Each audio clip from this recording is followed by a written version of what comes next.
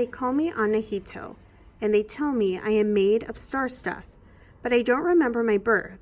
I remember only the cold Arctic days when I sat for centuries, freezing cold and half buried in the hard and bitter earth. I sat and I waited, wishing that anything would happen to me, but nothing did. Nothing ever happens in the Arctic. The Greenland sun comes up for a while, then sinks for a longer while. The ice begins to melt and then freezes again. For years and years, full of days and days, I saw nothing but the Greenland sky.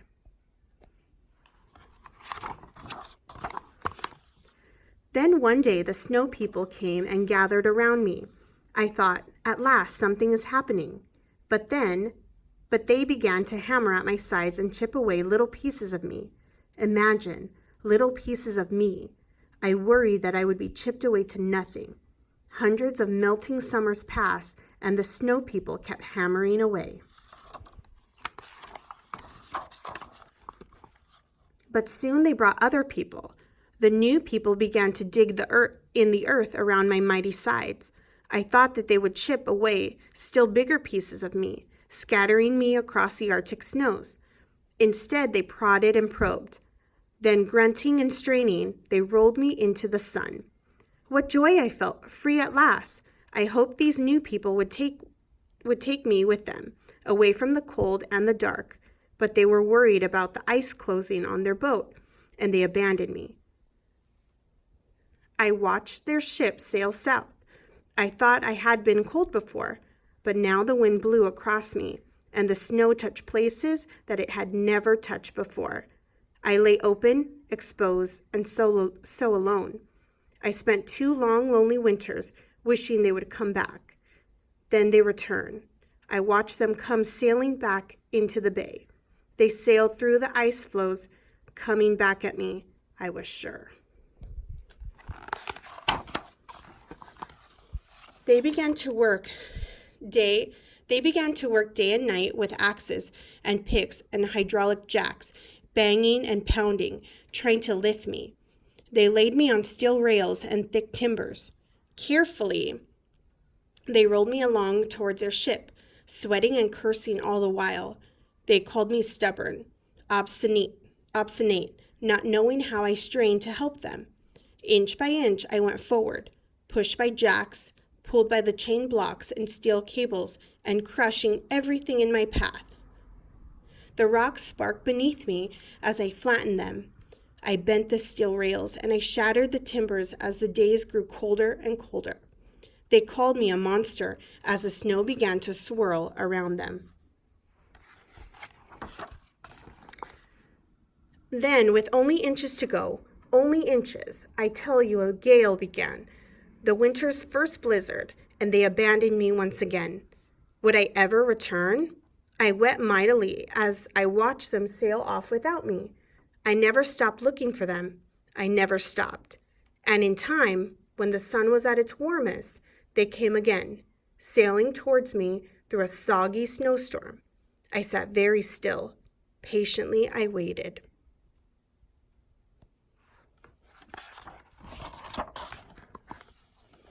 They landed and built a bridge for me, a bridge of giant oak timbers spiked with iron rails. They greased the rails, steadied the ship, and then with mighty winches and groaning jacks, and with the tide exactly right so that the ship was at a perfect height, they tossed a flag across my back and began to shove me forward through the fog.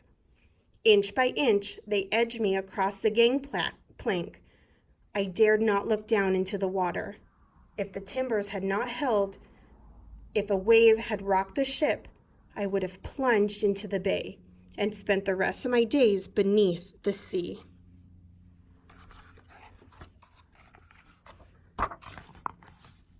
Suddenly, a little child ran forward, and I froze in fear, waiting to see if I would topple into the water. But she broke a bottle against my side, and when the men laughed and cheered, she called out, "I name you Ahnighito." At that instant, the sun broke through the fog, showing sky patches of blue, and the sun streaked from its low midnight place and lit me like a jewel. Ahnighito, They pushed me the rest of the way and eased me into the ship's hold. My bulk settled into the ship. Ahnighito, I thought, a most wonderful name.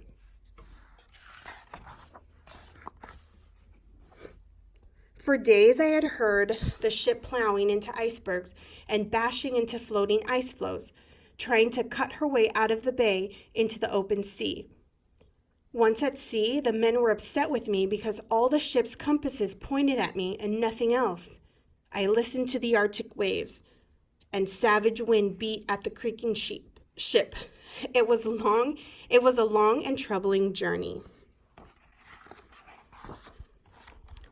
In nearly a month's time, we were in a warmer place, a bright place. The men tied up to a busy dock, and with the help of a giant crane and sling of thick chains, I was lifted from the deep hold of the ship and laid out in the sun.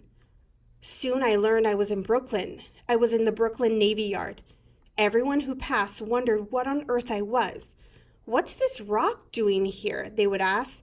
"Call me Ahnighito," I thought. I am Ahnighito. But of course, no one knew.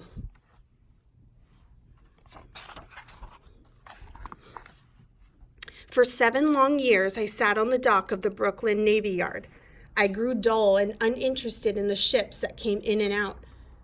One boat was like the next, until one day a huge barge pulled up alongside me, and again the chains were slapped around me, and cranes were pressed into use.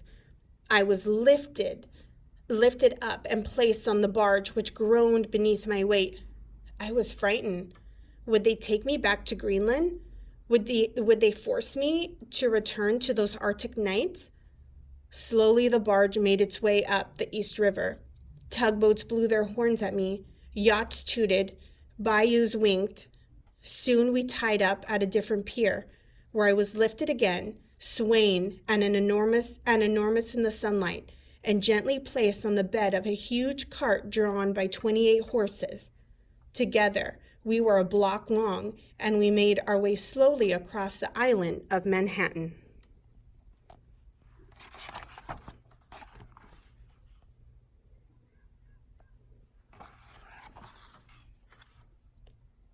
Children ran beside us, trying to touch me. Men held up to their derbies. Women waved their gloves. It was my most splendid procession. At the end, I found my home.